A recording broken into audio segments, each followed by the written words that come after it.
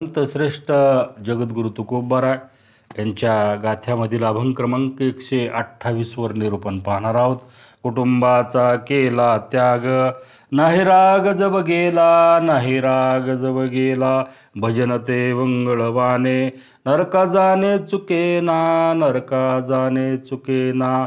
अक्षराची केली आटी, जरी पोटी संत निंदा, जरी पोटी संत निंदा.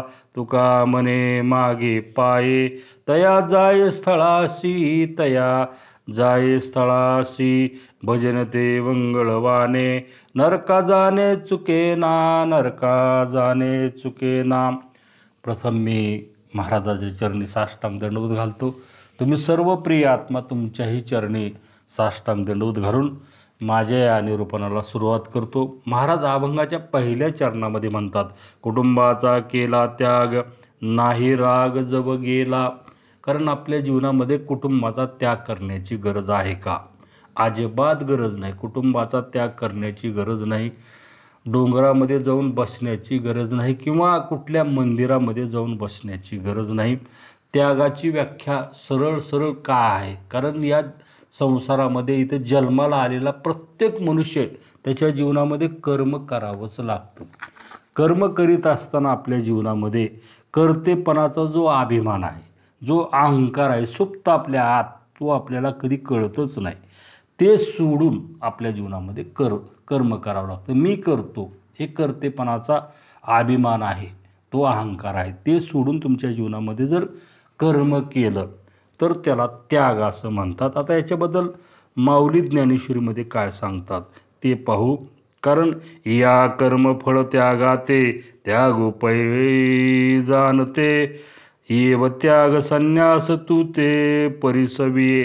कारण माऊली सांगतात की आपल्या जीवनामध्ये नित्य नैमित्तिक कर्म हे आपल्या जीवनामध्ये करावंच लागतं. त्या आचरणाविषयी दक्ष आपल्या जीवनामध्ये असलं पाहिजे. त्या जी कर्म करीत असताना जे फळ आहे ते उलटी इथं माऊलीने उदाहरण दिलेलं आहे. उलटीप्रमाणे त्याचा त्याग आपल्या जीवनामध्ये केला पाहिजे. त्या पुरुषाला ज्ञानी पुरुष असं म्हणतात, असं माऊली ज्ञानेश्वरीमधून सांगतात. म्हणून आपल्या जीवनामध्ये त्याच्याबद्दल तुकोबाराय काय म्हणतात ते पाहून. भोगेगडे त्याग, त्यागे अंगा येती भोग. ऐसे उपराटे वर्म, धर्मा अंगीचा धर्म. देवांतर ते पाप, खोटे उगवावे संकल्प.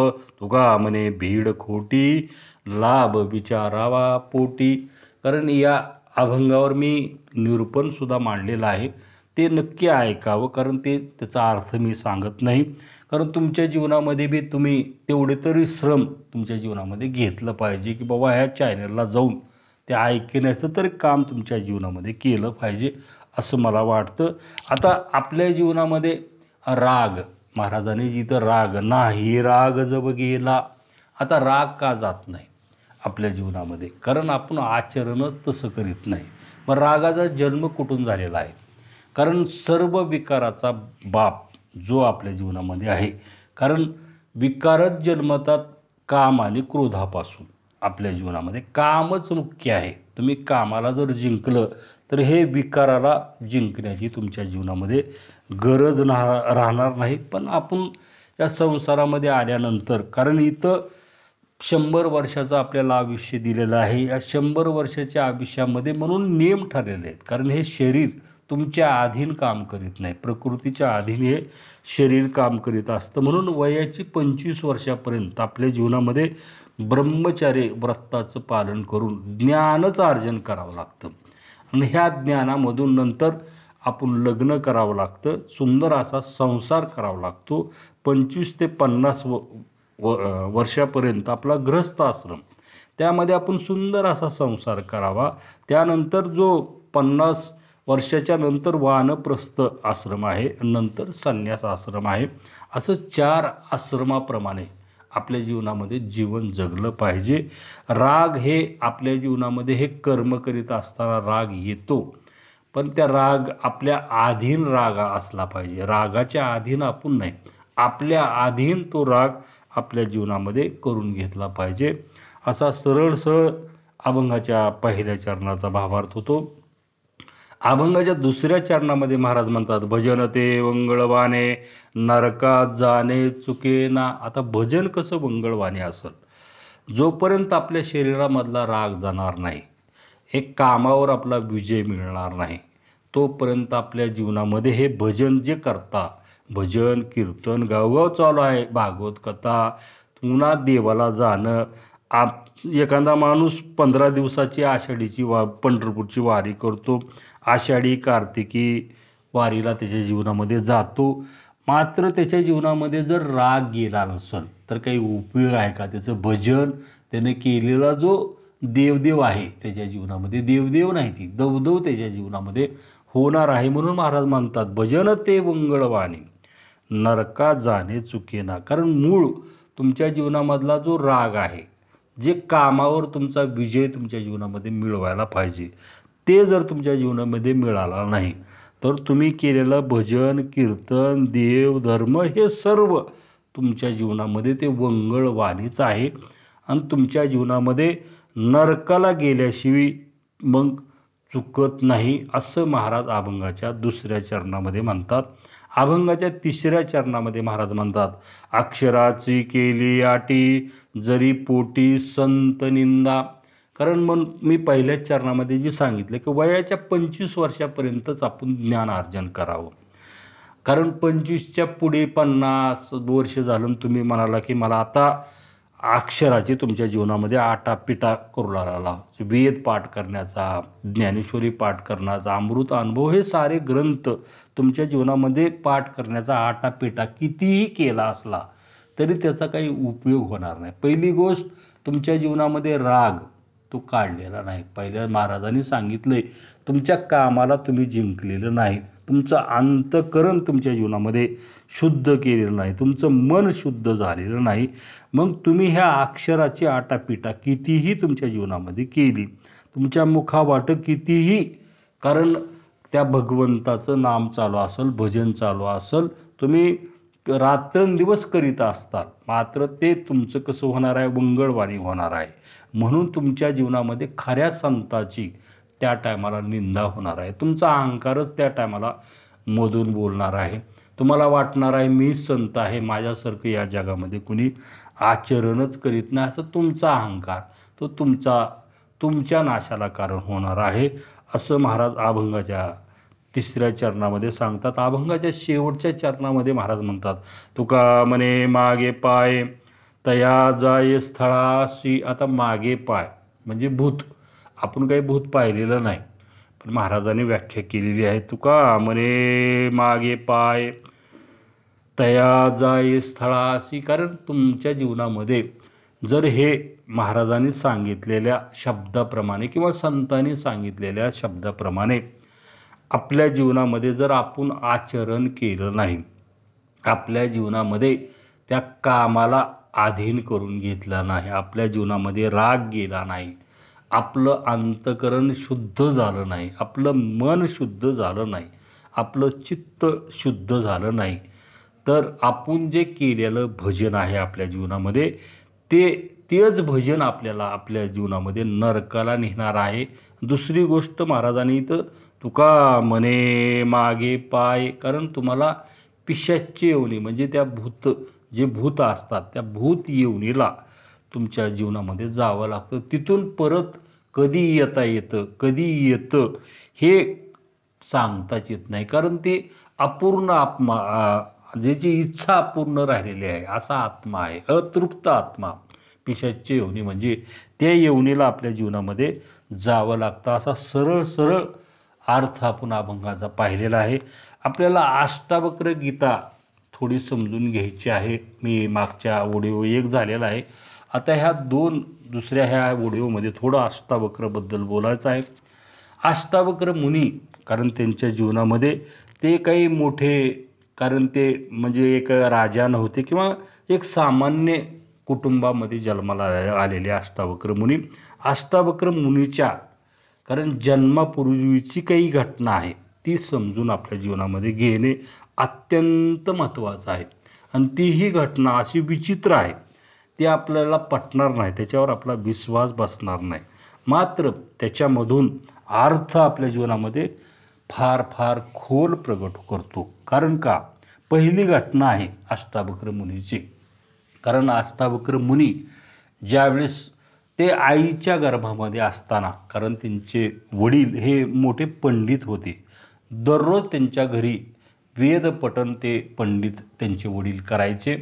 आणि अष्टावक्र मुनी हे गर्भातच आपल्या वडिलाचं वेदपठण श्रवण करायचे. हे श्रवण करीत असताना नित्यनेमाचा कार्यक्रम अष्टावक्र मुनी गर्भामध्ये असताना. आता आपल्याला प्रश्न पडेल की गर्भामध्ये कुणी ऐकतं का, गर्भामधला मुलगा ऐकतो का, असं आपल्याला वाटेल.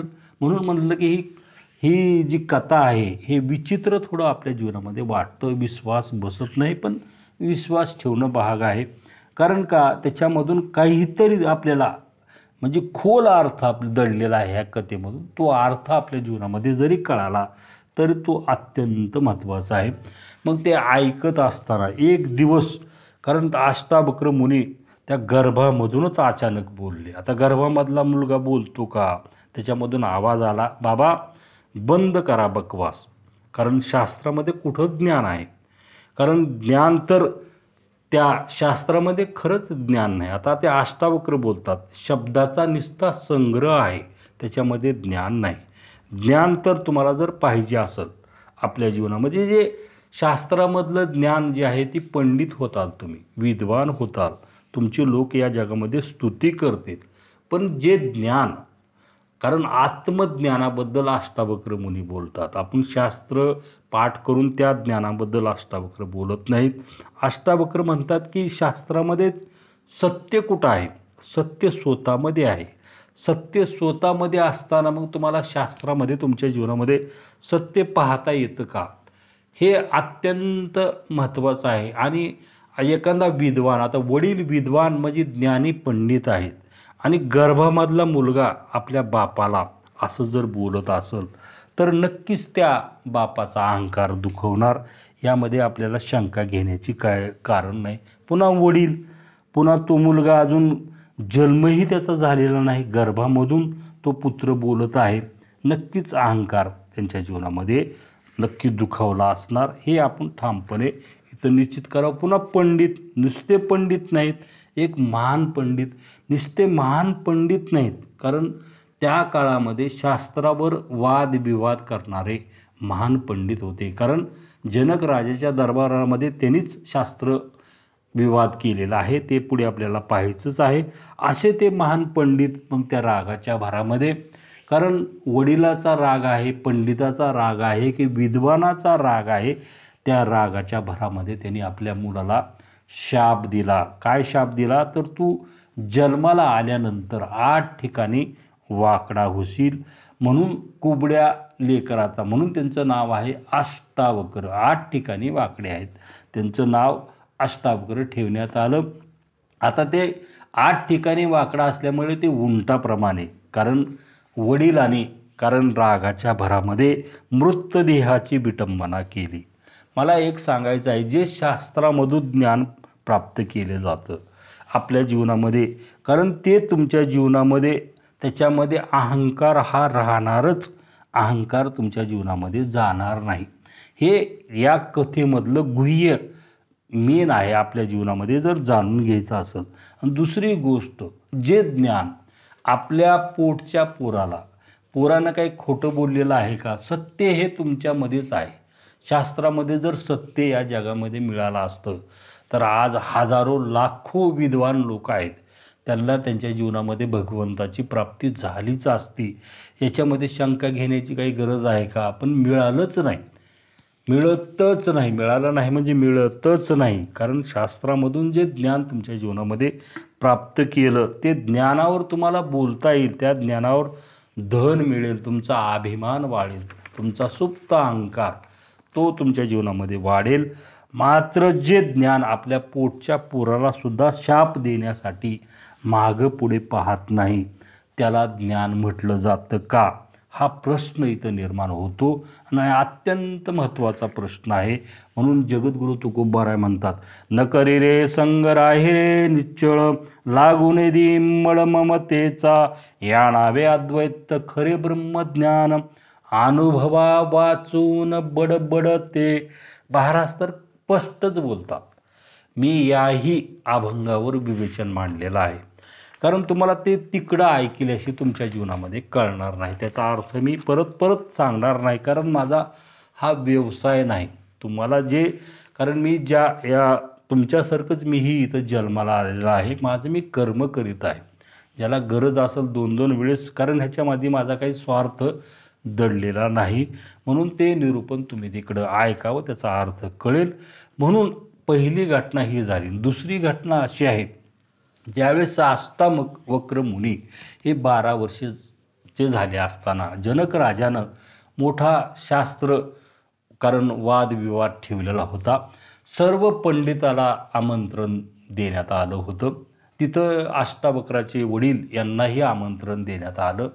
मग त्या जनक राजानं जो शास्त्रार्थ ठेवलेला होता त्याची अट अशी होती, कारण 1000 गाईच्या शिंगाला सुवर्ण कारण लावलेलं आहे, हिरे त्याच्यावर जडलेले आहेत. आणि ती भेट जो शास्त्र पंडित त्या वादामध्ये जिंकेल, जो हारेल त्याला देहांत प्रायचित अशी शिक्षा त्या राजानं ठोठावलेली होती. आणि हे शास्त्र, कारण तिथं विवाद करण्यासाठी अष्टावक्राचे वडील तिथे गेले होते.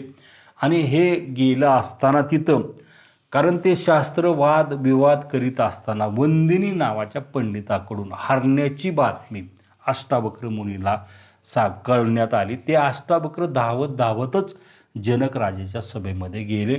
आणि तिथं गेल्यानंतर मोठे सर्व जगातले पंडित तिथं लोक आले होते. या अष्टावक्राला पाहिल्यानंतर हे 8 ठिकाणी वाकडं होतं, चालताना वाकडं होतं, बोलताना ह्यांचे शब्द स्पष्ट येत नसतील.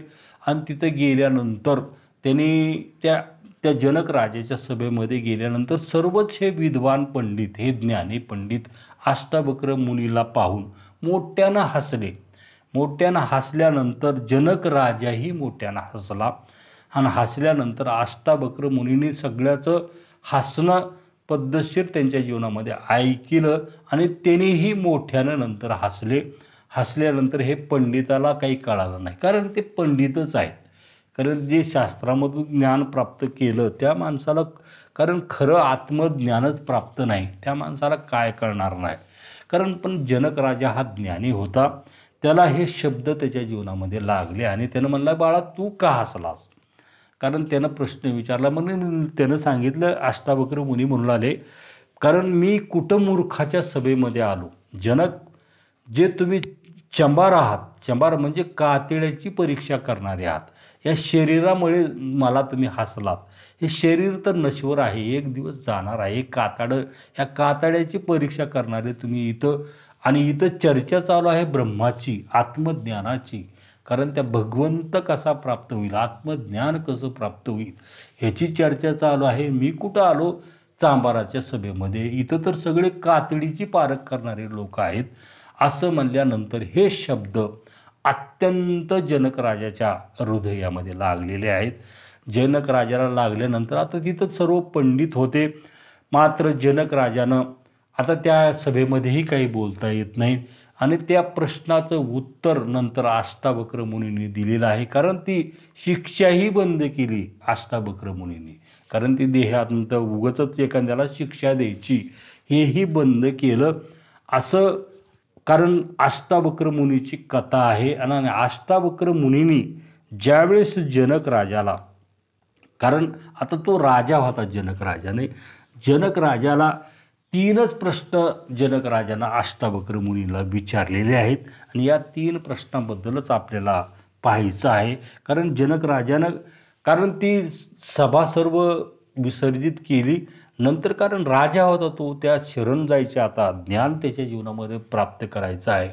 त्यानं नंतर पुन्हा अष्टावक्र मुनीला जाऊन त्यांचे पाय धरले आणि गुरु म्हणून त्यांचा स्वीकार करून आपल्या सिंहासनावर त्याला येऊन बसविलं.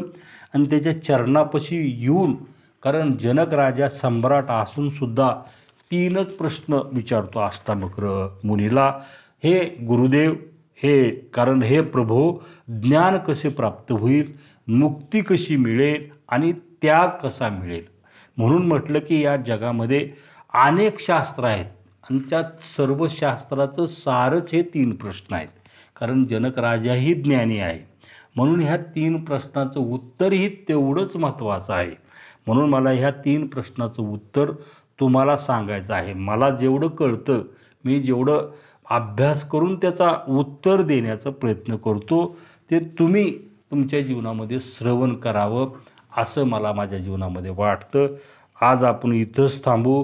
उर्वरित जे निरूपण आहे ते आपलं जे हे कंटिन्यू चालूच राहणार आहे. झालेले निरूपण सद्गुरू चिन्मयानंद स्वामी, जगद्गुरू तुकोबारा, तुम्ही सर्व प्रिय आत्मा तुमच्या चरणी हे शब्दरूपे भावपुष्प अर्पण करून माझ्या अल्पशा सेवेला पूर्णविराम. तुकाराम तुकाराम तुकाराम तुकाराम. बोला पुंडलिक गौरदेव हरी विठ्ठल श्री ज्ञानदेव तुकाराम.